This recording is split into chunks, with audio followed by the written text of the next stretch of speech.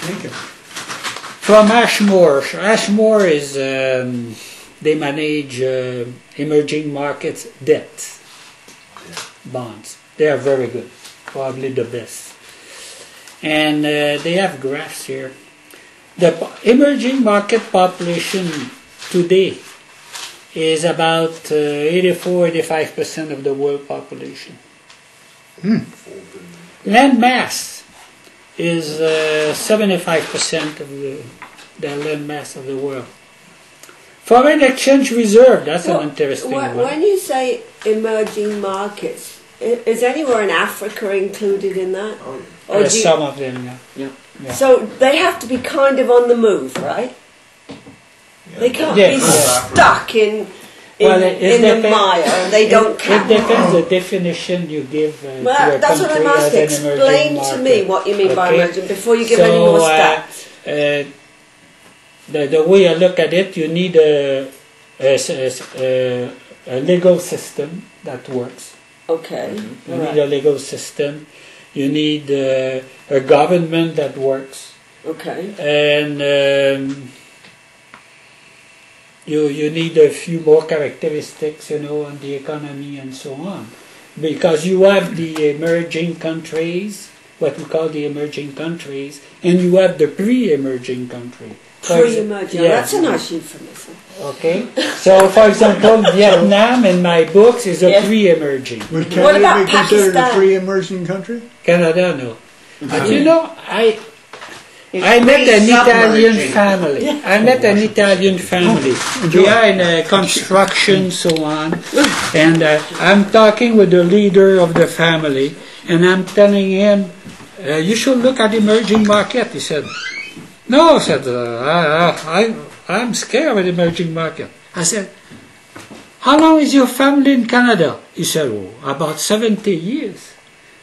In UK, I said, then your ancestor, your grandfather, whatever, left Italy and came to Quebec.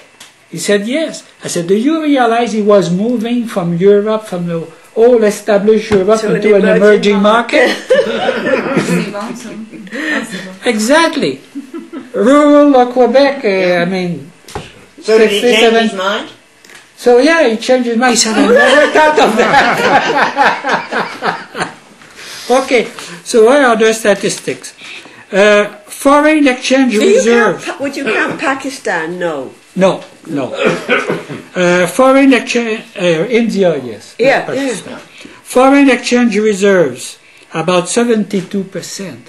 They are the bankers of the USA. China. Yeah. Energy consumption, they about 52%.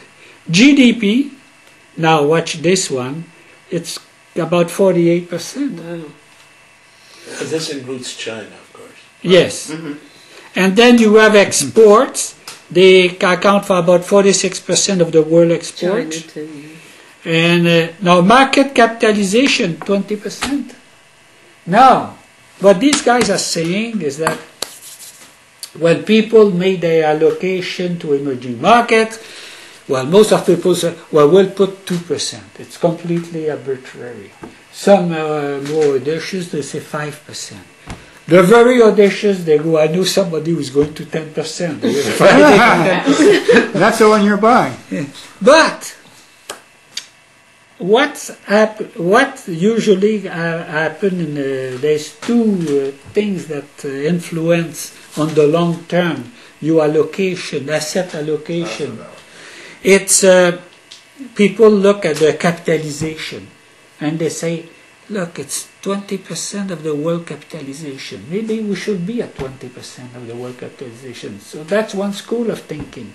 But you have another school of thinking, they say, no, on the long term, the capitalization follows the GDP.